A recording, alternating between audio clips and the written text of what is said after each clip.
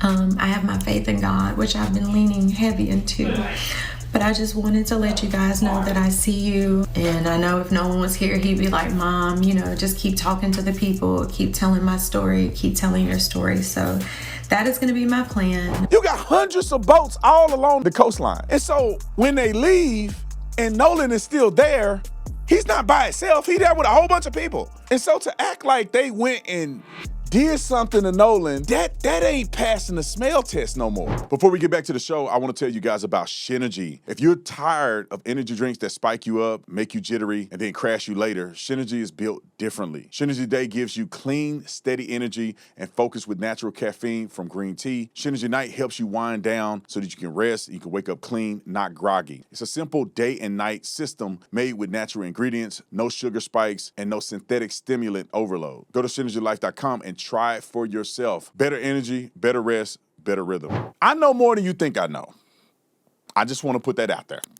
Take it for whatever you want. I know more than you think I know.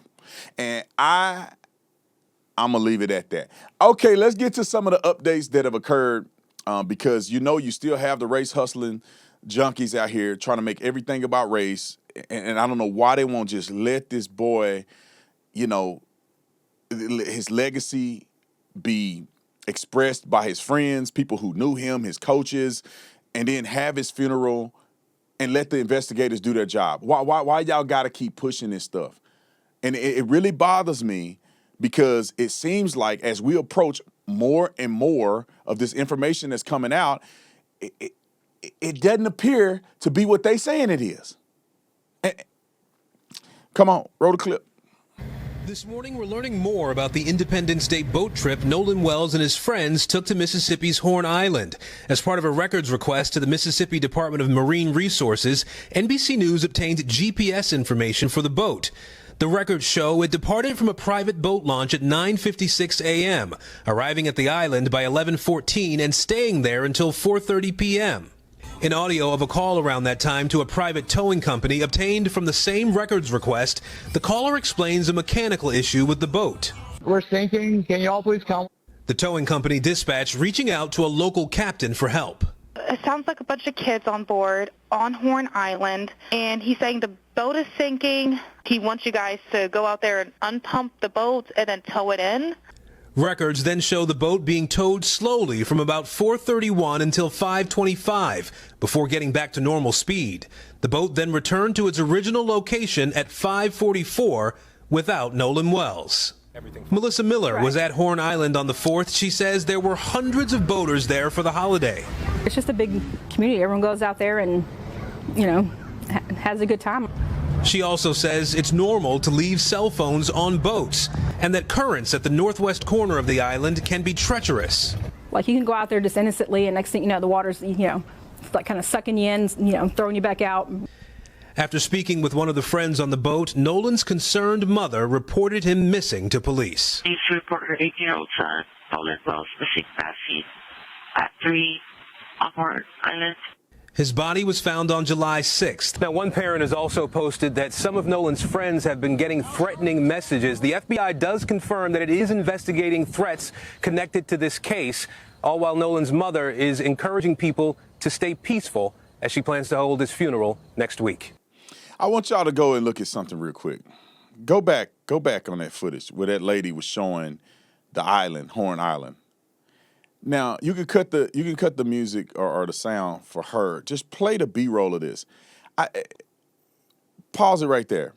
I want to put this in perspective real quick because this is something that I thought was happening. I'd never been to Horn Island. I don't know what this place looked like. The way that the family and Benjamin Crump them are making it sound like Nolan went with a few friends to this little island, and that's the only people that were there. And then all of a sudden, they come back and he gone. But when you look at it, play it. When you look at what this looked like, there's a whole bunch of people out there. You're talking, this is like thousands of people out here. You got hundreds of boats all along the coastline. And so when they leave and Nolan is still there, He's not by himself. He's there with a whole bunch of people. And so to act like they went and did something to Nolan and then left him and tried to hide it all, that ain't passing the smell test no more. And I'm going to say this real quick because you will find out very soon, in my opinion, that the narrative that's out there is just not true. And there's a lot of people that know it's not true, but they won't stand up and say nothing about it. Now, listen to Nolan Wells' mom, and I'm going to say this because with all due respect, she lost her baby. I give them grace in this time. I don't like that they work with Benjamin Crump because he's a crook, in my opinion. He don't do nothing but race hustle people. That man is not even a criminal law attorney. So you ain't gonna get no justice in the criminal justice system because that's not what he's there for. And if your baby ain't died potentially at the hands of white people, they don't care about your baby. Benjamin Crump ain't gonna be at a press conference holding your hand with your husband's hand, talking about our babies. They don't care about the babies unless there's money involved. I'm telling you. But put all that aside. Here's from his mom. She wanted to thank people that have been supportive of her son. I just wish that they would never work with Benjamin Crump and them. They corrupt everything they touch, in my opinion. Roll the clip. Hey, Boo Bears.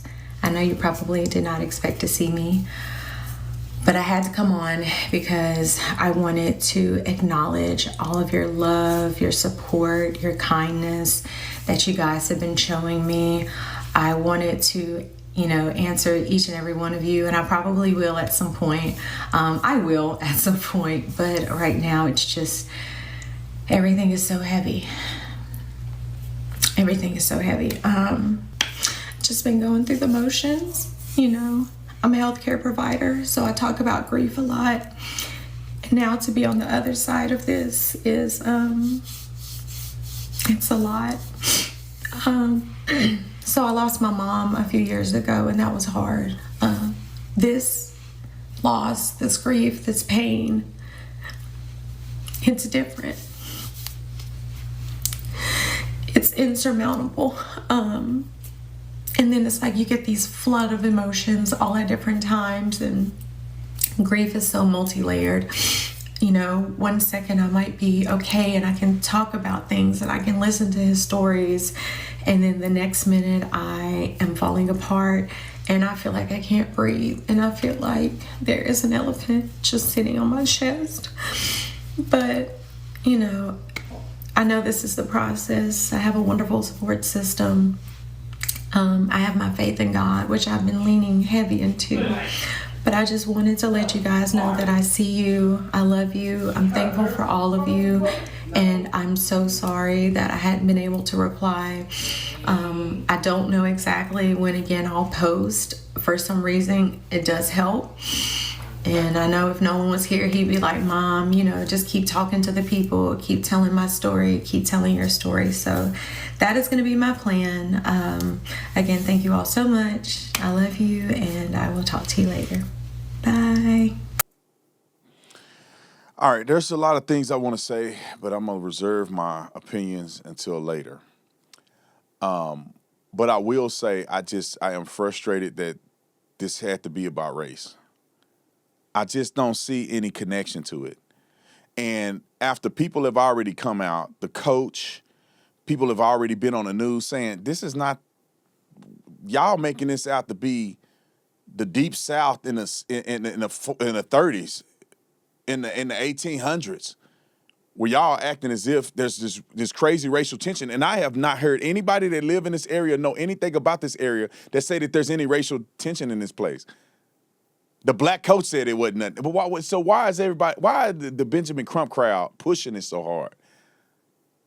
I'm telling you, man, I'm going to go off if I find out that these people been grifting. I'm not talking about the parents. I don't want to. The parents, they grieving, and I feel like these race hustlers take advantage of grieving families. So if I find out that Benjamin Crump and them done lied about this stuff, done made up stuff, done had access to evidence that they refused to see, or they refuse to communicate with people. Because to be honest, if you want justice for Nolan Wells, you better be calling and communicating with everybody involved. And if I find out that they weren't doing what they supposed to be doing, due diligence, and they were really open-minded, and instead they pushing an agenda, I'm gonna be all over your, like stank on rice, like they call it stank on white on rice and stank on sugar honey iced tea. All right. With this being said, I think that more and more information is coming out. It does not appear that this has anything to do with race. And right now we have no evidence that there's foul play. All I hear is disparagement of people with no evidence. Now, what does this breed, or what does this expose? This next clip. Roll it. I can't believe that there's men that would actually lay down and have babies with a woman like this. Play the clip. We're at a point right now where my kids ain't allowed to hang with white kids. Like, you literally can't hang with these white kids. I promise you. And this is the thing.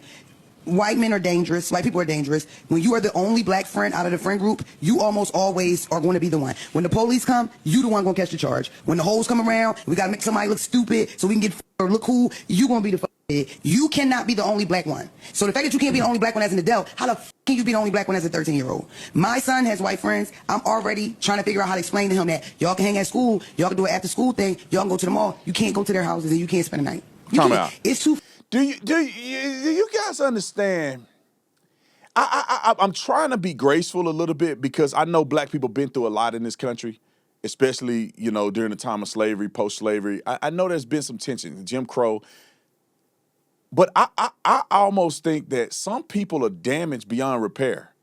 How are you still talking like this in 2026? You guys, like for instance, you go through trauma, you recover from trauma, and you become better. It's like people have gone through trauma and they pass down trauma, and now they're not dealing with it, so they create trauma. For you to sit here and say out of your mouth, you tell your kids can't hang out with white kids, and that you could go over there, but you can't spend a night. Imagine if white people were openly saying that about black people. You know how crazy that is? It's not okay when black people do it. It ain't okay if a white person do it. If a white person's on a podcast saying, I'm already telling my kids they can't be around black people. Now, if you want to keep it real, white people have more of an argument to say that than black people do. I just keep it real. You ain't got a lot to kick it. Look at the statistical data points. If white people actually said that, they got more of a point, even though it's ignorant, than black people do talking about white folks. Come on, let her finish. Dangerous.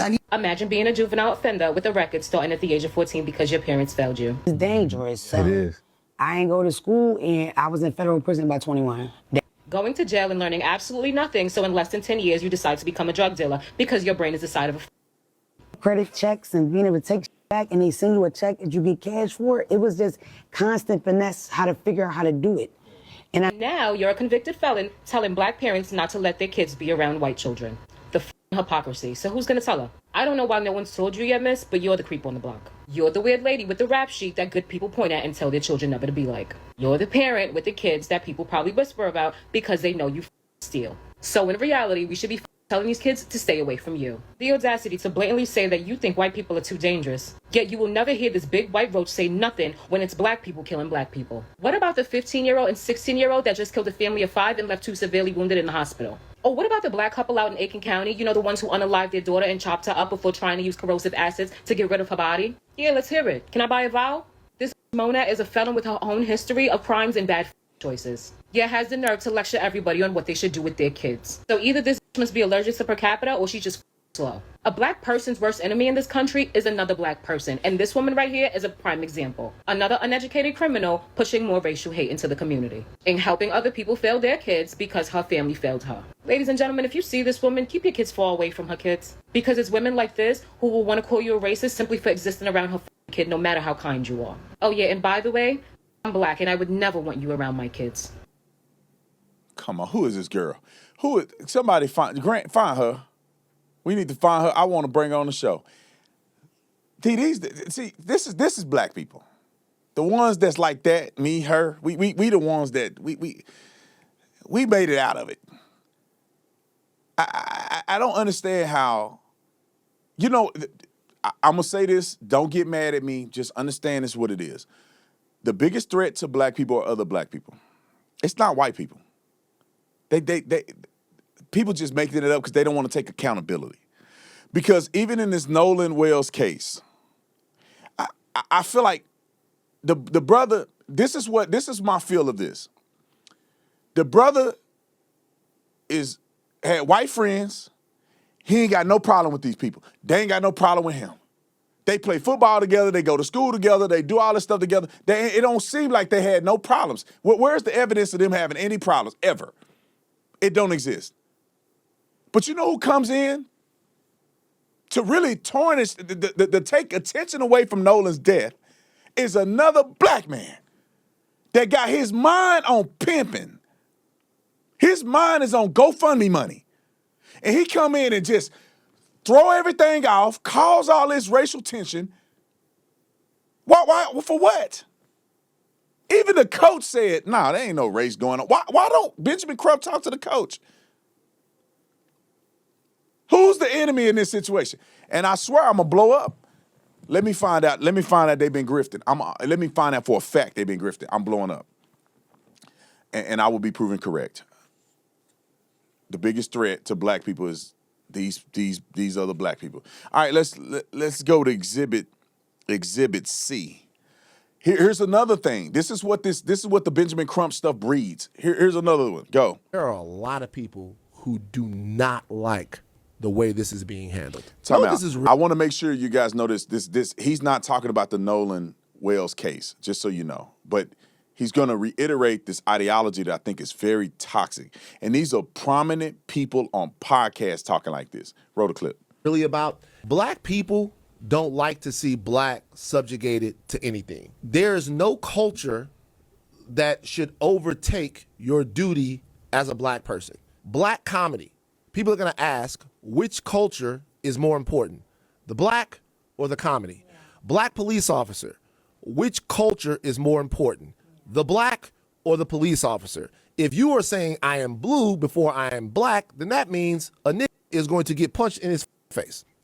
A black man, as a black woman, is going to be abused because you are in the middle of a culture that can be dangerous to black people, and you ain't gonna say nothing because you blue and not black. You didn't talk about police. Now I got to say something real quick.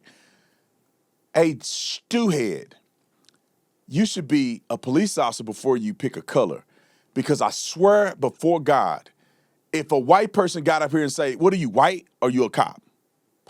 They'll look like a Klans member. Like they would look like a Klan. They will lose their social media account if they got on a podcast and said, "I'm white before I'm anything," and white people need to understand that. Bro, you white before you a cop. You about comedy. No, it's about being white first. If I heard some white person say that, that's the craziest sugar hunt. But black people say it and they get away with it and it's just celebrated. Listen to this fool. Let him finish. Abdul Carter and Jackson Dart and the sanctity of the NFL locker room. Are you an NFL player or are you a black NFL player that will stand in the gap against racism or racist policies? Will you disturb the sanctity of the locker room, the culture of the NFL for your blackness? If you do not do that, black people feel unprotected by you. And if they feel unprotected by you, they feel like they cannot trust you. And if they cannot trust you, they'll find somebody else that they trust to support. So the question in all of this stuff is, if you're a black comic, what's more important, the black or the comic? Because if there are rules in comedy that make black people feel less protected, less seen, more exposed, then people are going to be like, your jokes. And that's fair. But when people are asking them, it's important that people know, Kevin Hart or anyone else, that they're not asking these questions like with an objective view of the lens of freedom of speech in America. They're asking these questions in context. And the context is 400 plus years of some of the worst torture, degradation, and disenfranchisement in the history of the world. And it's history of the world. to put that to the side for a while. I can't listen to these silly people, man. You know, slavery was a very temporary thing in comparison to slavery around the world in America. There was 400,000 slaves in America. There was like 3 or 4 million slaves in South America. The slave trade in South America was prolific in comparison to in North America. And black people owned slaves in North America too. The first legal slave owner was a black man. Quit playing with us. Learn your stats and your facts. Slavery was going on all the way from the Bible for thousands of years. And you talking about a group of people in America for a temporary period of time in comparison to world history. Jews were in internment camps, way more recent than black people were enslaved. And then slavery was only in the South. There were some pockets of some stuff going on in it, but it was a Southern thing. Went to war over it. And the prevailing party won that didn't own slaves. But they want you to think every black person to ever put their foot on the ground in America was somehow a slave getting beat every day on a plantation. That's not true. Even Harriet Tubman was married. Did you know that? I'm going to move on. I promise y'all. Sorry, Grant. Harriet Tubman was married. Harriet Tubman's husband was a free black man. It started, when you learn real history, it started to make you think, what are we talking about here? When Harriet Tubman went to free the slaves, Harriet Tubman, like I thought Harriet Tubman came from the South. Like she was in Mississippi somewhere. And she got slaves all the way up to the north. No, she was like in Maryland somewhere. And I mean, it wasn't a small task, but she wasn't traveling across the thing like this. And then her husband was a free man, and he disagreed with her and said you should not go and do it, and she did it anyway. He will go down in history as a perpetual coward from our historical perspective. But Harriet Tubman had a job and everything else. And then when I went and studied Africana studies and I studied slavery and stuff, and you realize that slavery wasn't all the same. Everybody wasn't in the cotton field. Everybody wasn't getting their head beat in. There was a lot of different types of slavery. Some people were like maids, the same people you got today working and doing stuff. And so it wasn't all what you think it was. But I digress.